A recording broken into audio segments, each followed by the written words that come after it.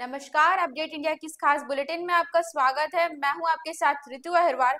चलिए बात करते हैं आज की खबरों। सबसे पहले बात करेंगे राजधानी की, जहां आईसीसी के महासचिव और छत्तीसगढ़ प्रदेश प्रभारी सचिन पायलट आज राजधानी पहुंचे, जहां उन्होंने रायपुर के केंद्रीय जेल में पूर्व मंत्री कवासी लखमा से मुलाकात की। इस दौरान पीसीसी अध्यक्ष दीपक बैज, नेता प्रतिपक्ष चरणदास महंत और भिलाई विधायक देवेंद्र यादव भी मौजूद रहे।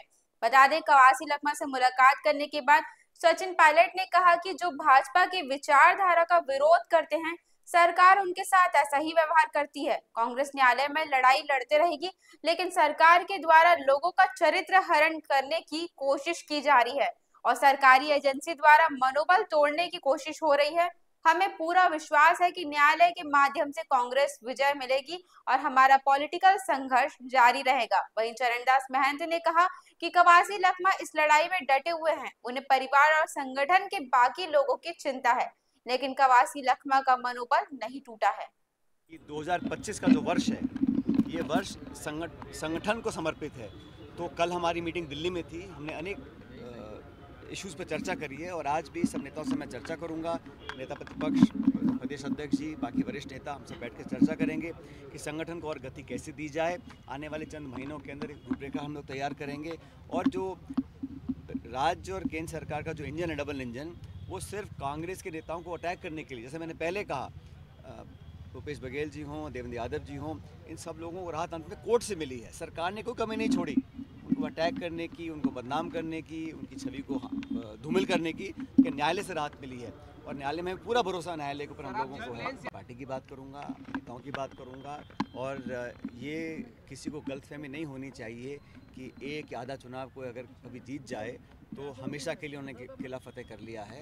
मत भूलिए, जो पिछली बार चुनाव हुए थे उसमें 10 में से 10 मेयर कांग्रेस पार्टी के बने थे। तो समय बदलता है, परिवर्तन होता है। हमारी पार्टी, हमारे समर्थक, हमारे नेता, हमारी विचारधारा में विश्वास करने वाले लोग जितने पहले तो उतने आज भी हैं, लेकिन समय समय के साथ समीकरण बदलते हैं। मुझे पूरा विश्वास है आने वाले समय में हम लोग और मजबूती से उभरेंगे, जनता तक जाएंगे और उसी पे आज हम चर्चा करेंगे। हमारा एक आउटरीच प्रोग्राम होगा, मास कॉन्टैक्ट प्रोग्राम होगा, हम मेंबर्स बनाएंगे, बूथ कमेटियों को और मजबूत करेंगे, जवाबदेही तय करेंगे, नए लोगों को मौका देंगे, उदयपुर अधिवेशन में जो घोषणा की उसको लागू करेंगे। जो हमारा एक संकल्प है कि 50% जो पद हैं वो दलित, पिछड़े, आदिवासी, एससी, एसटी, माइनॉरिटी, महिलाओं को देंगे, उसकी हम पूरी भरपाई करेंगे। जो हमारे पद खाली उनको भरे जाएंगे, जो निष्क्रिय उनको बदलेंगे। ये तमाम चर्चाएं आज होंगी और जैसा मैंने कहा, ये पूरा वर्ष जो है इस संगठन को समर्पित रहेगा। निश्चित रूप से, मगर टूटे नहीं है। हम सब की चिंता भी है, परिवार की चिंता भी है, मगर वो आदमी शासन की ओर से जो भी कष्ट मिल रहा है उसको बड़े दिलेरी के साथ वो झेल रहा है और झेलने की उसमें ताकत है। हम लोग आए थे, हम लोग ज़रूर थोड़ा सा भावना तो उस पर दुख हुआ है, मगर बेचारा जो कुछ वहाँ सह रहा है, इस सरकार के जो प्रताड़ना है, चाहे केंद्रीय सरकार का हो चाहे राज्य सरकार का हो, उसको झेलने में कहीं कोई कोताही नहीं कर रहा है। बड़े शान से जी रहा है और सीना ताने बैठा हुआ है। इस बात की हम सबको खुशी है। मिलने गए थे, हमारे माननीय महामंत्री जी आए थे, उन्होंने इच्छा व्यक्त की कि आज आना है और उनको यहाँ लाए थे हम लोग। और हम सब लोग जो हमारे पदाधिकारी हैं, माननीय अध्यक्ष जी हैं, सब लोग मिल के आए हैं। आज हम लोगों को अच्छा लग रहा है कि अपने एक मित्र से मिलने गए थे। बढ़ते हैं अगली खबर की ओर, जहां छत्तीसगढ़ विधानसभा में आज बजट का 15वां दिन रहा। इस दिन सदन में लगातार ध्यान आकर्षण किया गया, जिसका मंत्री जवाब भी दे रहे थे। इसी बीच भाजपा विधायक अनुज शर्मा ने कांग्रेस पर निशाना साधा। उन्होंने कहा कि मुझे ऐसे लगता है कि वह दूर है जो सूचनाओं की ऑनबोर्डिंग है। ऐसे में जो सामग्री इंटरनेट पर लोग उन्हें एकत्र करके कम से कम समय में सबके सामने लाने का माध्यम बना रहे हैं, जिस प्रकार की भी जानकारी है, इसका प्रशिक्षण ग्रुप नहीं कर रहा है। सच है कि झूठ है?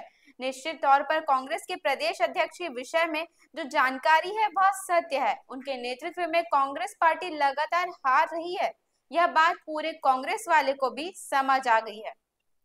देखिए, मुझे ऐसा लगता है ये वो दौर है दुनिया के लिए जब सूचनाओं की बम्बार्डिंग है। और ऐसे में जो सामग्री इंटरनेट पर उपलब्ध है, ग्रोक उन्हीं को एकत्र करके कम से कम समय में आपके सामने लाने का माध्यम बना है। और जिस प्रकार की भी जानकारी है उसका परीक्षण ग्रोक नहीं कर रहा है कि वो सच है झूठ है, लेकिन जो जानकारियाँ इंटरनेट पर उपलब्ध है उसे आपके सवाल के उत्तर के रूप में जो उसे उचित उत्तर लग रहा है आपके सामने प्रस्तुत कर रहा है। तो इसमें ये बात देखनी पड़ेगी। लेकिन आपने जो बात कही है कि निश्चित तौर पर कांग्रेस के प्रदेश अध्यक्ष के विषय में जो जानकारी है वो सत्य है कि उनके नेतृत्व में कांग्रेस पार्टी लगातार हार का सामना कर रही है।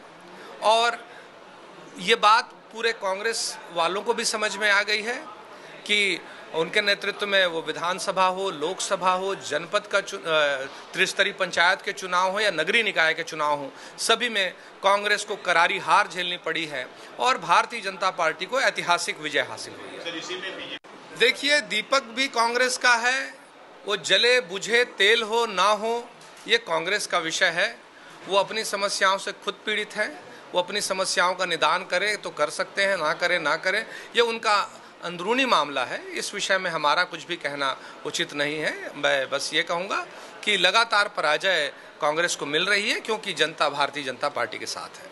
बढ़ते हैं अगली खबर की ओर, जहां बस्तर के बीजापुर जिले के ग्रामीण 90 से 100 की संख्या में रायपुर घूमने आए हुए हैं, जिसमें आज उनका विधानसभा विजिट में पहला अनुभव रहा।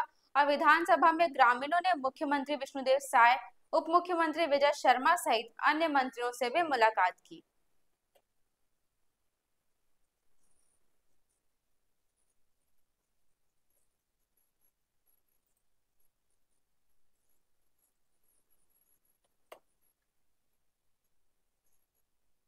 बढ़ते हैं अगली खबर की ओर, जहां बस्तर के बीजापुर जिले के ग्रामीण जो बड़ी संख्या में विधानसभा घूमने आए, उन सभी ने मुख्यमंत्री विष्णुदेव साय, उप मुख्यमंत्री विजय शर्मा सहित अन्य मंत्रियों से मुलाकात की।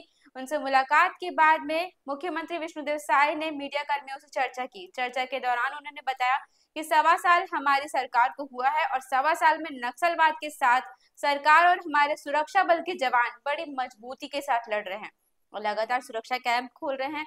इसके अलावा कांग्रेस प्रदेश प्रभारी सचिन पायलट के कवासी लखमा से मुलाकात पर उन्होंने कहा कि मुख्यमंत्री विष्णुदेव साय ने कहा यह तो उनका आरोप मिथ्या है, रेपुटेटेड एजेंसी है, बहुत सोच समझकर किसी पर हाथ डालते हैं और उनका लगता है उनके साथ अन्याय हुआ है तो उनके लिए दरवाजा खुला है।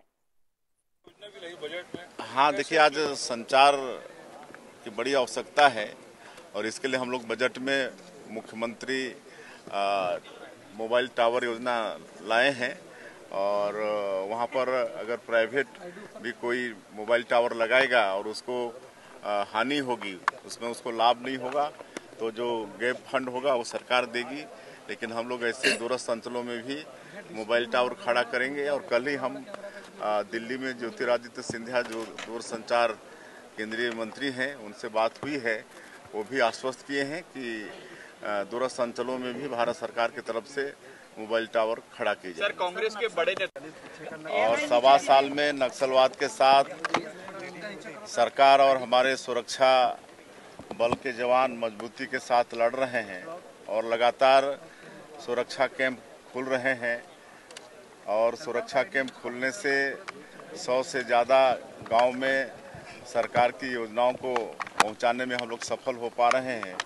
और नियत नेलानार योजना भी शुरू किए हैं, आपका सुंदर गांव, जिसके अंतर्गत करीब 17 विभाग और 51-52 व्यक्तिमूलक योजनाओं को हम लोग प्राथमिकता के साथ पहुंचा रहे हैं। और बस्तर क्षेत्र में शांति बहाली के लिए हम लोग तरह तरह के उपाय कर रहे हैं, सरकार कर रही है। हमारे युवा ऊर्जावान कर्मठ गृह मंत्री श्री विजय शर्मा जी लगातार प्रयास कर रहे हैं। बस्तर ओलंपिक भी कराए हैं, अभी बस्तर पंडुम चल रहा है। तो इस तरह से लगातार लोगों को विकास की मुख्यधारा से जोड़ने का हम लोग काम कर रहे हैं। नक्सलियों से भी आह्वान कर रहे हैं कि वो लोग भी गोली बारूद की भाषा छोड़कर आत्मसमर्पण करें, उनके साथ सरकार न्याय करेगी। और कल सुकमा के 100 ग्रामीण युवा बच्चे आए थे, आज जो आए हैं ये 100 ये बीजापुर जिले के विभिन्न पंचायत से आए हैं। और आप लोगों ने सुना उनको कि आज़ादा जी के 75 साल बाद भी उनके गांव में सड़क नहीं है, बिजली नहीं है, स्कूल नहीं है, अस्पताल नहीं है, लेकिन हमारी सरकार उसके लिए वचनबद्ध है। हम लोग सब कुछ करेंगे।